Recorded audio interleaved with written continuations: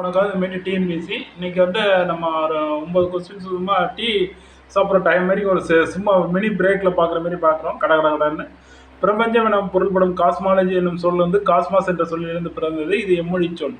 இது 6ஆம் வகுப்பு புக்கில் இருக்குது, சிலபஸில் உள்ளது. ஏ கிரேக்கம், பி லத்தீன், சி பிரெஞ்சு, டி போர்ச்சுகீசியம். இது எந்த சொல்லில் இருக்குது, எந்த மொழி சொல்லில் இருக்குது அப்படின்னு பாருங்கள். அடுத்தது இந்த 3 கொஸ்டினில் ஒரு கொஸ்டின் லாஸ்ட்டாக கேட்டிருப்பேன். அந்த ஒவ்வொரு 3 கொஸ்டினும் சும்மா 9 கொஸ்டின் தான்.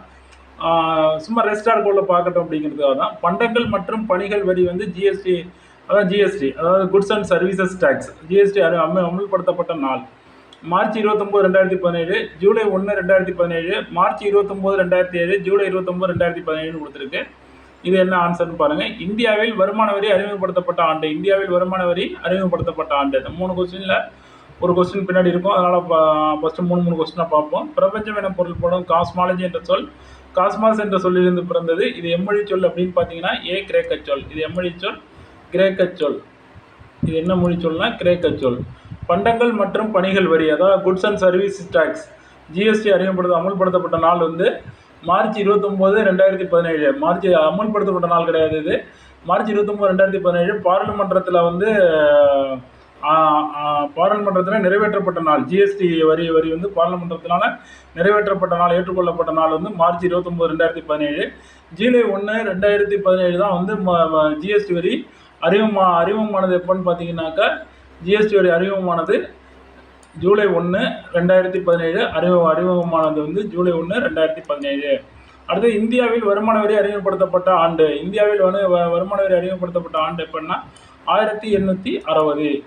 1860 வருமான வரி எப்போ அறிமுகப்படுத்தப்பட்டதுன்னா 1860 அறிமுகப்படுத்தப்பட்டது. முதல் சுதந்திர போருக்கும் அந்த இதை ஈடுகட்டுறதுக்காக ஆரம்பிக்கப்பட்டது அந்த வருமான வரிங்கிறது. இது வந்து ஒரு நேரடி வரி.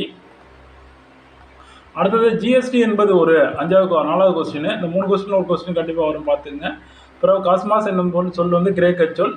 பண்டங்கள் மற்றும் பணிகள் வரி ஜிஎஸ்டி அறிமுகப்படுத்தணும் ஜூலை 1, 2017. ஜிஎஸ்டி அமல்படுத்தப்பட்ட நாள்.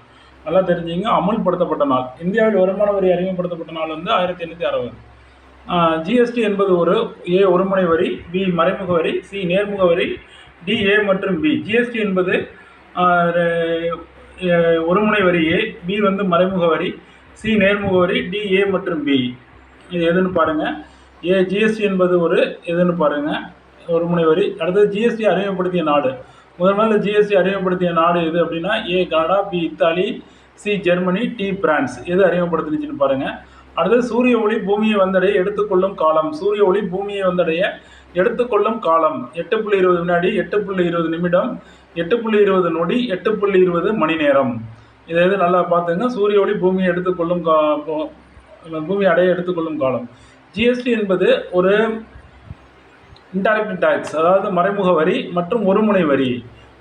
வாட்டுங்கிறது வந்து பல்முனை வரி, இது ஒருமுனை வரி. இது இன்டைரக்ட் டேக்ஸ், அதாவது ஜிஎஸ்டி என்பது ஒரு இன்டைரக்ட் டேக்ஸ். ஜிஎஸ்டி அறிமுகப்படுத்திய நாடு எதுன்னு பார்த்தா பிரான்ஸ். 1954 பிரான்ஸில் அறிமுகப்படுத்தினாங்க. ஜிஎஸ்டி அறிமுகப்படுத்தப்பட்ட நாள் பிரான்ஸ். சூரிய ஒளி பூமியை அடைய எடுத்துக்கொள்ளும் காலம் 8.20 நிமிடம். 8.20 நிமிடம். அடுத்தது செவ்வாய் கிரக 7வது கொஸ்டின். செவ்வாய் கிரகத்தின் துணைக்கோள்கள் எவை? A Phobos Deimos, B Titan, C Io Ganymede. இவற்றுள் எதுவும் இல்லை. இது இந்த அயோ கனிமீடுங்கிறது உலகளாவிய பொது வழங்கல் முறை. அதாவது டார்கெட் பிடிஎஸ், அதாவது இந்த அங்கடியில் பொருள் கொடுக்கறது 2 வகையாக பிரிக்கலாம். ஒன்று டார்கெட்டட் பிடிஎஸ், இன்னொன்று யூனிவர்சல் பிடிஎஸ். யூனிவர்சல் பிடிஎஸ்னா எல்லா தரப்பு மக்களும் கொடுக்கறது யூனிவர்சல் பிடிஎஸ்.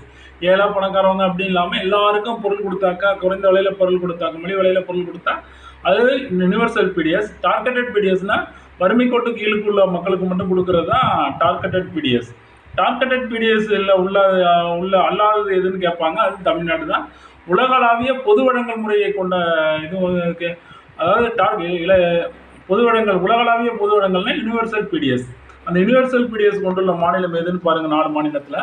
அடுத்தது நாட்டின் மகிழ்ச்சி முக்கியமானது என்ற கருத்தை கூறு. ஜிடிபியோட மகிழ்ச்சி முக்கியமானது அப்படின்னு சொன்னது எந்த நாட்டு அரசர்? ஏ தைவான் அரசர், பி ஜப்பான் அரசர், சி பூடான் அரசர், டி ஒற்றுள் எதுவும் இல்லைன்னு கொடுத்துருக்கு. இப்போ இப்படி ஆன்சர் வரும். 7வது கொஸ்டின் வந்து பார்த்தீங்கன்னாக்கா செவ்வாய் கிரகத்தின் துணைக்கோள்கள் எவை அப்படின்னு பார்த்தா போபஸ், டைமஸ்ன்னு சொல்லுவாங்க, இல்லை டிமஸ் அப்படின்னு கொடுத்துருக்காங்க அதில். அதை அதை பார்த்துங்க.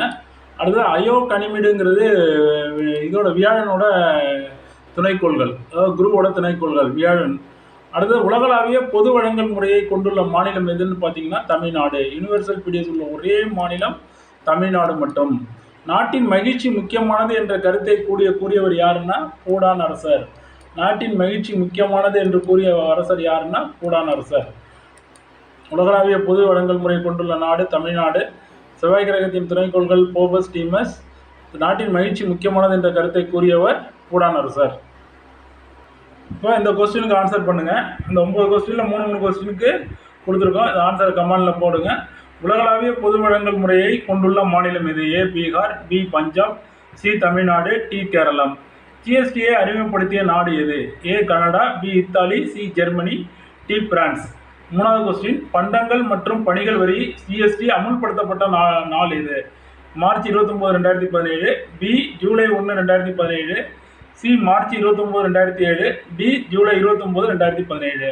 இந்த 3 கொஸ்டினில் எவ்வளவுக்கு நீங்கள் அப்சர்வ் பண்ணிக்கிட்டீங்க அப்படிங்கிறத அதுமாரி போடுறோம். அதை பார்த்துங்க. தேங்க்யூ ஃபார் வாட்சிங். ரொம்ப நன்றி. வாட்ச் பண்ணுற அனைவரும் தேர்வில் வெற்றி பெறுவதற்கு வாழ்த்துக்கள்.